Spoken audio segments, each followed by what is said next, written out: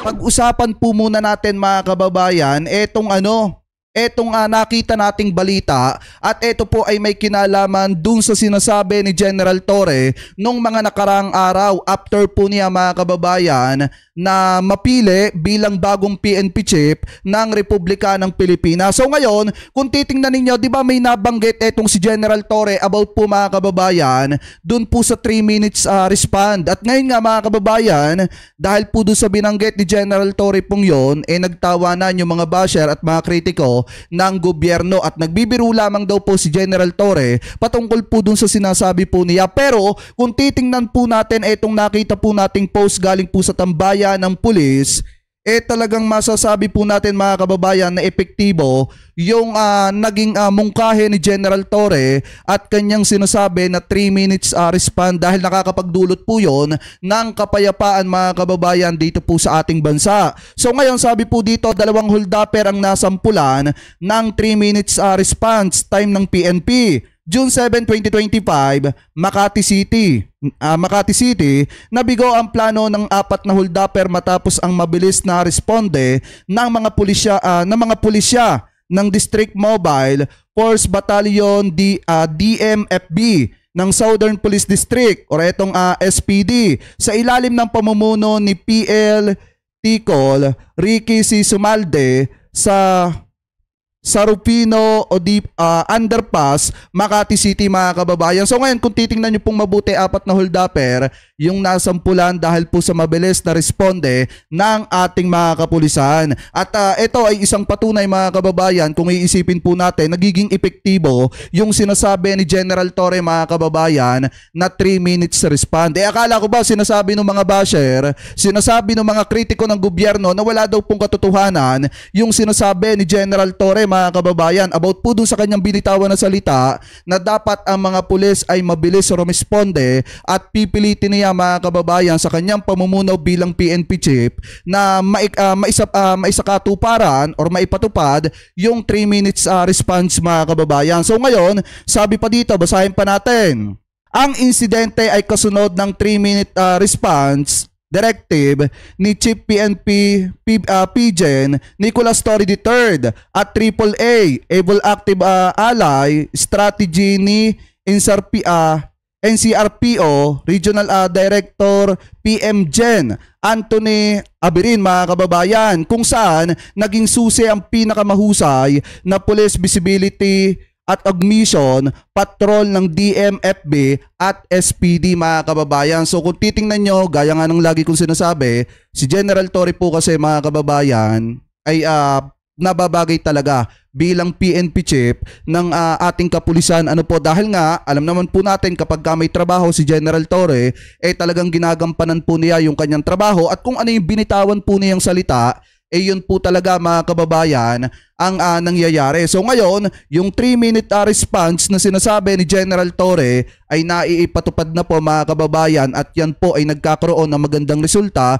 na nakakatulong sa mga kababayan Pilipino po natin. So ngayon, sabi pa dito mga kababayan, agad daw na rumisponde ang mga operatiba ng DMFB at ito daw pong SPD augmentation patrol sa pakikipagtulungan ng MACIA Security. Nahuli si alias Christian ng mga gwardiya habang na-corner si alias JR sa Freedom Park Ayala Corner, Buendia ng mga rumispondeng pulis mga kababayan. So yan po yung sinasabi ng mga basher, ng mga DD-shit mga kababayan na hindi naman daw po totoo yung sinasabi ni General Torre at katatawanan lamang daw po yun. Pero ngayon, kita nyo naman mga kababayan, yung naging resulta ng ginawang operasyong ito mga kababayan at mandato ni General Torre na 3 minutes respond. Mabilis pong nakakakilos ang ating mga kapulisan para tugunan ang mga kriminalidad mga kababayan dito po sa ating bansa. So yan mga kababayan, yung mga nasabat doon po sa mga 4 na holdupper na nagtangkang mag-hold up pero nang dahil nga po sa 3-minute response, nahuli sila mga kababayan, nasa kote sila ng ating mga kapulisan. So ngayon, punta naman po tayo mga kababayan dito po sa next topic natin na kung saan dito magmumukhang katawa-tawa ito pong si Mayor Basti Duterte dahil kung matatandaan nyo, di ba naging issue yung pagkakapili ni PBBM kay General Torre bilang bagong PNP chief ng Republika ng Pilipinas at sinasabi nitong si Basti Duterte na 3 star daw po yung tinalunan ni General Torre, mga kababayan. So ngayon, pakinggan po natin yung komento ng isang political analysis na si Sir Ronald Aliamas patungkol po, mga kababayan, sa nangyayaring bardagulan ni General Torre at ni Mayor Basti Duterte. At dito may malalaman tayo, mga kababayan, na talagang katawa-tawa doon sa mga taga-suporta ni dating Pangulong Duterte at ng kanyang anak na si Sara Duterte at ng mga kapatid nito na sina Baste at Paulo Duterte. So ito ay play po natin. Kaya pala ang kriminalidad, mga kababayan, sa Davao ay dinadaya kasi ganito pala po yung klase ng pamumuno ni Mayor Basti Duterte. Ito ay play po natin. Teka, meron akong tanong sa inyo. Napanood niyo ba tong ongoing feud? Speaking of feuds, di ba? Nakawayan this weekend and last week towards the end of the week. Medyo nagkasagutan yata si Baste Duterte at si General Torre. Nabalitaan niyo ba 'yon? May shot yata tayo.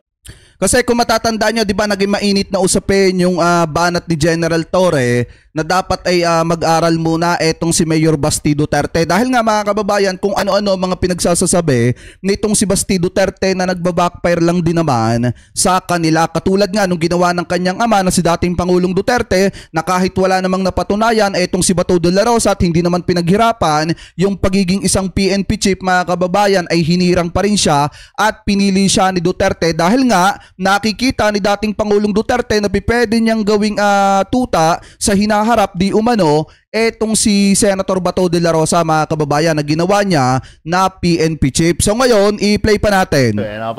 Panoorin natin. O magsasalita pa ba ako? Ipagpapatuloy ko pa ba?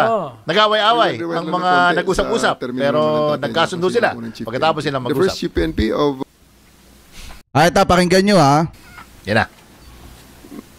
Rewind lang ng konti sa termino naman ng tatay niya kung sino unang chief PNP. The first chief PNP of his father is a 1-star na naging automatic 4-star. Did he ask that?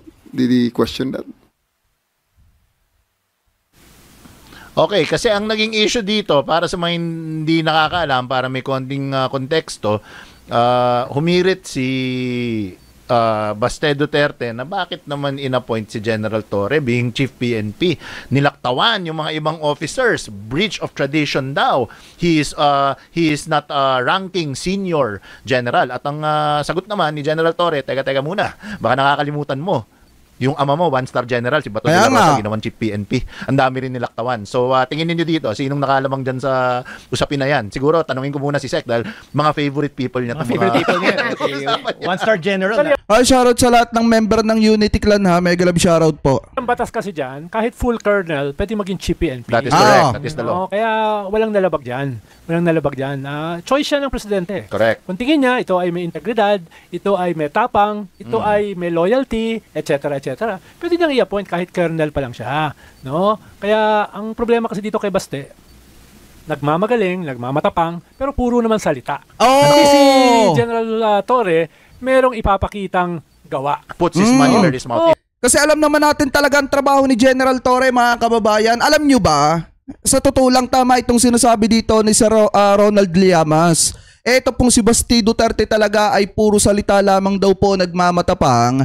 At talagang totoo naman nga yan, mga kababayan. Dahil kita nyo ha, bakit kinakailangan nilang dayain ang kriminalidad dyan sa Davao kung talagang matatapang ang mga Duterte?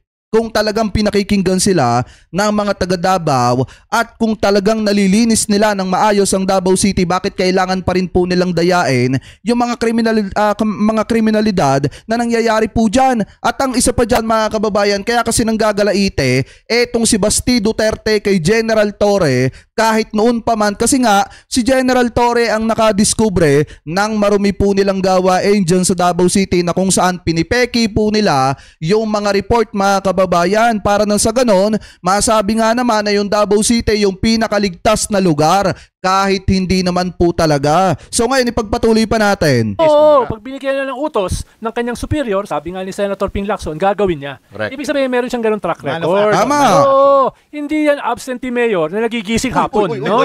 Ano? Ganon, no? Hindi siya- Sino ba yun? Sino ba yung mayor ngayon, no? Sino ba yung mayor ngayon, no? Kaya pala naman ang Davao City, binabaha at walang pakialam yung mga Duterte. Saan ka ba naman nagkatala? Mayor. Mayor ka ng Davao City, pero saglit na magtrabaho ka, maaga kang gumising, pagtrabahuan mo yung mga taong bumoto at sumuporta sa'yo dyan, ano ginagawa mo? Hapon ka na gumigising, ano pa ang gagawin mo sa posisyon mo? Kung ganyan ang trabaho mo, saglit na magtrabaho ka ng maayos, hapon ka pa gumigising. Kaya pala ang Davao City kinakailangang dayain ng mga kriminalidad dyan. Kasi ang mayor pala po ninyo laging tulog. Linawin natin yung mga nananakot na baka ang mangyari dyan sa mga Marcoses ay yung nangyari kay Mussolini at kung Benito yung na Mussolini. mangyari sa Romanov, Massacre, no? Ceausescu. Sino pa yung may sabi niyan? Parang yung mayor ng Davao dati, yung mayor Baste, no? O, ikaw naman nananakot ka pa, no? Nakapatay ka na ba ng ipis? Nakapatay ka na ba ng daga? Ano? O, katulad ka nung kapatid mo na nambubuli, nang gugulpe, no? Nananakot ng may saksak, pero nakapaligid naman yung mga bodyguard. Ano? Hindi lang si Basti dito mga kababayan ng sunog kay Sir Ronald Llamas. Pati si Paulo Duterte mga kababayan, si Congressman Iyut. Dali din. Kita nyo nga naman mga kababayan, saan ba kayo nagkatala, mambubuli ka pero yung mga bodyguard mo nasa likod mo. Tapos ang pinakamasakla pa dyan mga kababayan, nagmamatapang sila, nag-aangas sila. Tulad nung sinasabi ni Mayor Basti Duterte dati, sasampalin niya si General Torre, pero mga kababayan, nung nagkaharap sila ni General Torre, wala nga siyang kibot, hindi niya magawa yung sinasabi niya kay General Torre na sasampalin niya. Ang isa pa dito mga kababayan, kung iisipin niyo po, kaya talaga nang gagalaitay si Basti Duterte kasi nga nabisto ni General Torre yung maruming trabaho nila dyan po sa Davao City na kinakailangan nilang pikein yung mga criminal record dyan mga kababayan, yung mga kriminalidad dyan para masabi nga naman na pinaka-safe na lugar ang Davao City. Kaso problema, wala nabisto sila ni General Torre. Tapos ang pinakamasakla pa, yung tao na nakabisto ng maruming gawain po nila dyan sa Davao City, di umano, ay naging PNP chief pa ng Republika ng Pilipinas. Kaya ganun ang mga hirit at banat ni Basti Duterte kay General Torre. Kaso nga lang ang problema, si General Torre kasi marami nang napatunayan, si Basti Duterte, wala pa nga tayo nababalitaan na napatunayan niya. Ang alam lamang natin ngayon, hapon na siyang gumigising. Siya yung mayor na hapon ang gumigising mga kababayan. Walang ganyan. Huwag mong sukatin yung mga tunay na matatapang. Tama. Baka kung saan kapulutin dyan, no? Ako, di ako maghahamon kay General Torre. Takot ko lang. Takot ko lang. Hinuli si Kibuloy. Hinuli si Digong. Si takot ko na lang dyan. Di ako magmamatapang. No? Correct. Ang kaya ko lang ay si Doc Guido. Kasi Prof. Randy He is as meek as a lamb, as pure as the driven snow. Marami nagsasabi na ano daw to this is a reward daw. Gaya na nasabi ni Sec, no? Siya yung humuli kay Pastor Kibuloy nung siya wanted. Tapos siya naman yung actually very ceremoniously and very calmly was able to get the former president on a plane at dinala na nga sa dahig. Anong tingin mo dito, Alex? Ano ba to? Reward ba to? Gantimpala ba to? Was he the tip of the spear para ma-persecute ang mga Duterte? Ayun, dapat si Prof ang may pa-survey dyan. Deserve ba? O hindi itong promotion na ito, That's no? a great Pero topic, ako, actually. bilang tao, no? Baka sabihin nila masyadong biased. Bilang tao naman, makiki-empathize naman ako kay Mayor. Ikaw ba naman yung napakulong ang iyong ama? Hindi na makakabalik sa naman. Good Pilipinas. counterpoint. Hindi mo ba titirahin? Pero sana, bago ka tumira, sumasangguni ka muna sa mga sintalino ni Prof Guido. Prof, ano ba ang background nito? Di ba? Parang Kita nyo mga kababayan ha? Durog na durog dito sa interview na ito si Mayor Basti Duterte. Kaya nga doon sa mga kababayan Pilipino po natin, dapat naman nga talaga intindihin na lang natin yung pinagdadaanan ni Mayor Basti Duterte. Siyempre, ikaw ba naman? Nakulong yung tatay mo sa ibang bansa, wala nang kasiguraduhan kung makakauwi pa. Ang tanging nagsasabi lamang na makakauwi yung tatay nila yung mga taga-suporta nila na wala naman talagang gaanong alam at hindi naman talaga alam mga kababayan kung ano yung nangyayari kay Digong doon po sa The Hague, Netherlands. At ang isa pa dyan mga kababayan na pinakikinggan nila ay yung sinasabi ng mga kaalyado ni Sara Duterte na mapapauwi ni Senator Amy Marcos ng Pilipinas itong si dating Pangulong Duterte kahit hindi naman. Yan yung masaklap dyan mga kababayan. Yan po yung pinaniniwalaan nila. Paano mapapauwi ni Senator Amy Marcos ito pong si dating Pangulong Duterte sa Pilipinas kung hindi nga siya papasukin doon po sa The Hague, Netherlands nung siya po ay dumalaw. So ngayon, sino ang niloloko ng mga taga-suporta ni Digong? Yung kanilang mga sarili. At sino niloloko ng mga kaalyado ni Digong? Yung kanilang mga taga-suporta na bulag kay dating Pangulong Duterte. Ano po ngayon, ipagpatuloy pa natin. Para accurate naman yung Galing. yung paninira, di ba? Well balanced. Well Saka yun yung balanced. nature ng promotion. Kaya ka na-promote, meron kang ginawang matino. Yes. Tama. Ang dami nga dyan, napopromote. Walang ginagawang matino. Puro Babalik mga naman. kahiya-hiya. Babalik mo tayo sa cabinet appointees. Cabinet appointees, di ba? Ang galing ng cabinet appointees, no? Sabi nila, no, nagkaroon ng mass resignation, pero nagkaroon ng mass rehiring. Mass rehiring. Para matindi yung ano dyan sa revolving door na yata yung pintuan sa Malacanang. Ano sa tingin ninyo? Labas-pasok lang, umikot lang, di ba? Tinanggal ka as Secretary of Energy dahil hindi mo napababa yung presyo ng kuryente. Tapos ilalagay ka as Secretary ng Environment. Anong gagawin mo ron? No? Anong gagawin May mo? point. Environmental friendly naman siya. Energy, no? Energy, no? He will bring energy. Sec Lotilla will bring energy to the Kahit nga ron, appointment. nahihirapan siya. Well, ako tingin ko dito sa dito kay Chief PNP, I think to Sec's point, very very accurate na sa tingin ng pamahalaan, tama yung ginawa niya eh. 'Di ba? He was able to obey the commands and the Tama. orders to the letter. Hindi lahat ng tingin ko hindi lahat ng pulis kaya 'yon na you will stand against the flow and the Tsaka tandaan nyo mga kababayan, deserve ni General Torre na ma-promote bilang PNP chief ng Republika ng Pilipinas. Bakit? Sa dami ng mga general mga kababayan, di ko naman po nila lahat, sa dami ng mga pulis mga kababayan, pero si General Torre lang yung nagpakita sa sambayan ng Pilipino na kahit big fish ka pa, basta nagkasala ka sa kamay ng batas, dapat kang managot. Kaya dapat lang mga kababayan talaga na siya ang mahirang na bagong PNP chief ng Republika ng Pilipinas. At saka ang isa pa dyan, sa dami ng mga pulis mga kababayan, tanging si General Torre lamang po ang naglakas ng loob na tanggapin yung trabaho mga kababayan para mai-implement ang batas dito kay Kibuloy at kay dating Pangulong Duterte. Biruin nyo kung babalikan natin yung senaryo ng paghahanap kay Kibuloy, di ba nung hinahanap etong si Kibuloy mga kababayan, I think ng NBI, di ba ano yung sinasabi ng NBI? Wala daw doon si Kibuloy sa Kingdom of Jesus Christ. Pero nung si General Torre na naghanap, doon na aresto, eto pong si Kibulok mga kababayan. Kaya nga sa dinami-dami ng ating mga kapulisan, tanging si General Torre lamang po ang nakagawa noon na masukol at mahuli, masakote yung mga tao mga kababayan na may pagkakasala sa kamay ng batas. Ano po ngayon mga kababayan, kung titingnan nyo etong sinasabi dito sa interview na ito, na kung saan maliwanag naman ang sinabi ni Sir Ronald Llamas na ito pong si Basti Duterte talagang nagmamatapang lamang at nagmamagaling mga kababayan, pero definitely dapat bago siya magsalita kumonsulta po muna siya sa kanya mga magagaling na abogado para nang sa ganon hindi po siya napapahiya. a mob of people, ang daming media, ang daming vloggers na tumitira sa'yo, umuupak, araw-araw ka na lang niyayari sa social media. He stood his ground, he did the job, so maybe that's why he was put in. At saka hindi ganun kadali Pero mo yung kinakatakutan, the Punisher, Tama. commit crimes against humanity, no? Serial killing, no? Na institutionalized. Biro mo anong sabi ni General Torre? Kung hindi ka sumama sa akin, kakalat ka rin kita. Kaya mo yun? Kaya mo yun? Oo. Hindi ko gagawin yun. Grabe. Ilang mga tao yung may ganong klaseng tapang, di ba? Yeah. Tulad ni General Torre or ni General Bato de la Rosa. Deserving naman yun. General Bato de la Rosa, Oh, diba? the favorite of Sec Ronald Llamas. Excuse me, that's Senator-elect Bato de la Rosa. Oh, To biglang you. naging Ayan mga kababayan cut na natin dyan.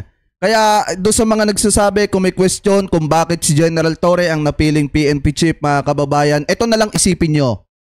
Sa dinami-dami mga kababayan ng ating mga kapulisan, tanging si General Torre lamang po ang bumangga doon sa mga sinasabi na the Punisher, yung may kaso na crimes against humanity at yung sinasabing matapang na naging presidente ng Republika ng Pilipinas. Tanging si General Torre lamang po ang nakapag-implement mga kababayan ng batas sa katulad po nila. Biruin nyo dating presidente.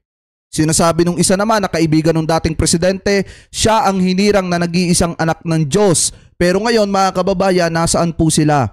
Nasa bilangguan po sila at yan po ay dahil sa pagganap ni General Torre ng maayos at matagumpay sa kanyang trabaho na may implement ang batas, ang kamay ng batas sa mga tao pong ito. Kaya kung meron man mga kababayan na nagsasabi dyan na dapat hindi si General Torre, siguro mga taga-suporta ni Duterte na hindi makamove on sa pagkaka-aresto kay Digong. Pero sa ayaw at sa gusto po ninyo, yung mga sinasabi ni General Torre, nagkakatotoo na po at nangyayari na po. Nai-implement ang kamay ng batas at yung sinabi niya na 3 minutes response mga kababayan ay nangyayari na at yan po ay nagkakaroon ng magandang resulta na nagkakaroon ng kapayapaan dito po sa ating bansa.